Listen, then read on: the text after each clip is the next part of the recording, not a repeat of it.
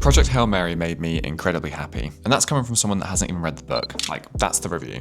There it is. No, but really, I saw Project Hail Mary at the weekend, and I gotta say, it's the first time in a long time that I've come out of the cinema having seen a big blockbuster that was relatively original, and feeling happy, or like, dare I say, optimistic about the state of cinema.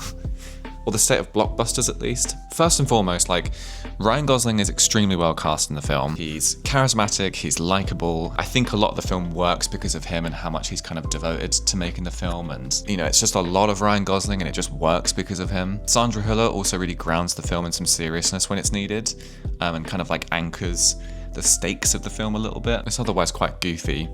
The cinematography is really gorgeous. The set design is great. The music is really sentimental and emotive as well, and I think the takeaway of it is that the whole thing just feels really expensive. Like, it feels like a lot of money was kind of poured into making this film. And like, the hook is that it's not a sequel or a reboot or a Marvel film or a Star Wars film. It's kind of, you know, 75% an original IP. I know it's based on the book.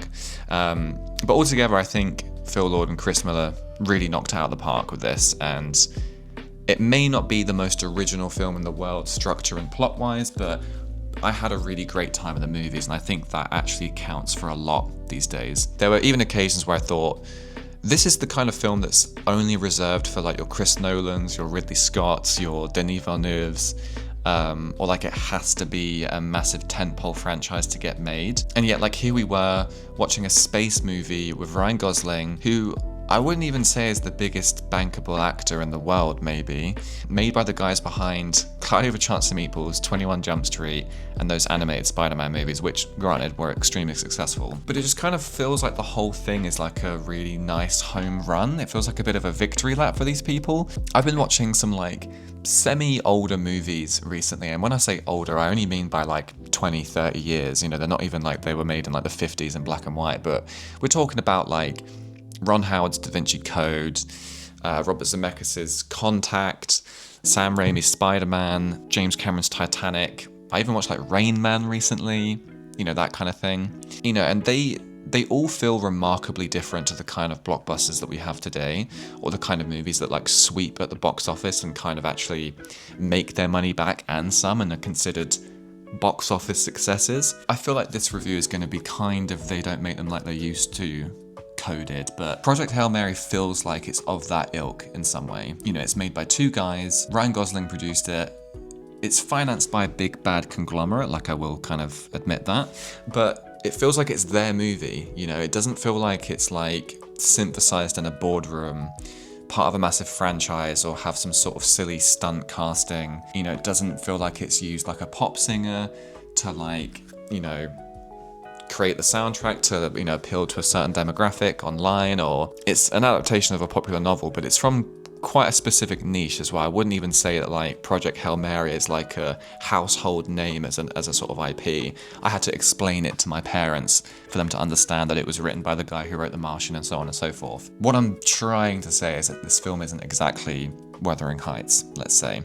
In terms of like, you know, Project Hail Mary feeling like these films from, you know, the sort of 80s, 90s and noughties, is that like, you know, watching those films back recently, there's kind of a level of like schmaltz and cheese and moviness to them, like especially when you watch like a Robert Zemeckis film like Forrest Gump or Contact. They're very kind of like earnest and optimistic, and they're made passionately, they're made intelligently, and there doesn't really feel like there's an ounce of cynicism in any of those films, whereas now, like, it does feel like films have to be a certain thing to get made, and they have to be marketed a certain way and have to be talked about a certain way. Whereas this film just feels like it kind of came out of nowhere, and just, it's really cheerful, it's stunning, it's sentimental, it's quite cheesy, and altogether it's just quite a crowd pleaser, you know, like all the sort of emotive beats land exactly when they should, and the needle drops happen when they should, and it's about like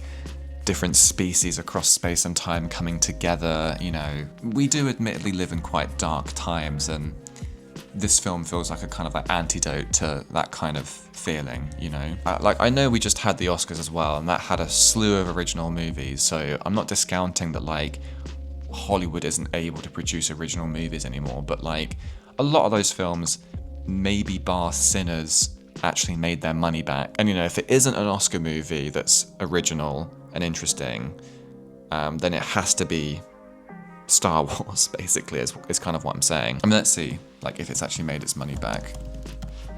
I mean, yeah, there's an article here that says that it's 2026's biggest box office debut, which isn't really saying much because it's only the 25th of March right now. But, it's been doing incredibly well over the past week, and that's just really encouraging, It's the kind of film that you hear about and think that it wouldn't actually do very well, or it'd maybe just like slump at the box office, but it seems to be doing incredibly well so far. So, is this a review of Project Hail Mary, or is this just me thinking about like Hollywood at large and blockbusters at large and what this film means amongst the kind of discourse that's around movies at the moment? I was watching an interview with Phil Lord and Chris Miller the other day that they did with Happy, Sad, Confused, and they kind of talked about like 5 or 6 other projects that they've got on the go, or they're having talks about, or they've been approached about, or they've been developing but never got off the ground. And it's like 1 in 10 of these things actually get made and see the light of day in the end. So it's like, they kind of feel like they're sort of dark horses of the industry, they're kind of like working with these franchises and